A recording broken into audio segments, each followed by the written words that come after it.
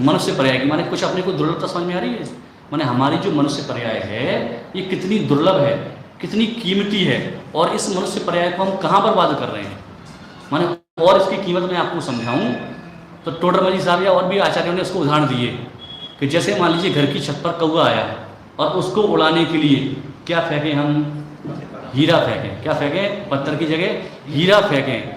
ऐसे ही पंचेंद्रिय के विषय भोगों में इस मनुष्य पर्याय को लगा करके हम इस पर्याय को बर्बाद कर रहे हैं, नष्ट कर रहे हैं। जिस पर्याय के माध्यम से भव का अभाव कर सकते थे, उस पर्याय के माध्यम से कहीं भव बढ़ाने का प्रयत्न तो नहीं चल रहा है।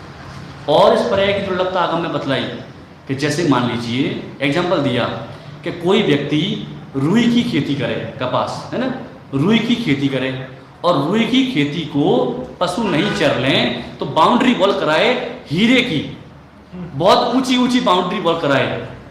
समझ में आ रहा है ना आपको? क्यों बाउंड्री वॉल कराई? कि वो रुई की खेती को पशु आदि आके खराब नहीं कर दें।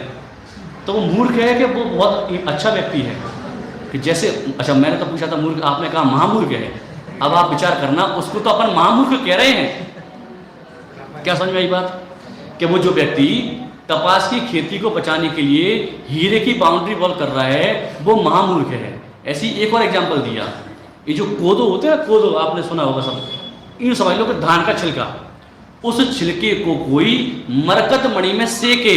क्या करे? मरकत मणि में सेके।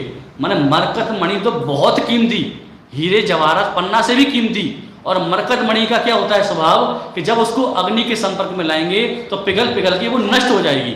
और मरकत मणि में वो क्या सेक रहा है? कोदो को सेक रहा है, धान को सेक रहा है। उस धान की कोई कीमत है क्या? कच्ची की कीमत नहीं है और सेकने के बाद कीमत नहीं है। और किसमें सेक रहा है? मरकत मणि में। और मरकत मणि का क्या हो रहा है? प्रति समय पिघल पिघल करके नष्ट हो रही है। ऐसे ही ये जो मनुष्य पर्याय है, ये मनुष्य पर्याय यदि हम पंचेंद्रिय के विषय भोगों में ही लगा दें, शास्त्राभ्यास नहीं करें, तो समझना वो व्यक्ति तो हमें मूर्ख दिख रहा है, लेकिन हम उससे मूर्ख, बड़े मूर्ख सिद्ध होंगे। क्योंकि बाद में क्या होगा, ये मनुष्य पर्याय तो चली जाएगी और मनुष्य पर्याय जाने के बाद में हम कहाँ चले जाएंगे? हम निगोध में चले जाएंगे। पंचेंद्रिय के विषय भोग जिन्हें हम प्राप्त करना चाह रहे हैं वे तो प्राप्त होने वाले भी नहीं है, कितना ही प्रयत्न कर लें। लेकिन ये मनुष्य पर्याय जरूर नियम से जाने वाली है।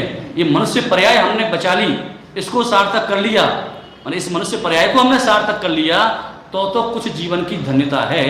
अन्यथा कितने ही जीव मनुष्य होते हैं, मनुष्य होकर मरण को प्राप्त होते हैं, पुनः त्रेंच आदि गतियों में चले जाते हैं, संसार में ही डूबे रहते हैं।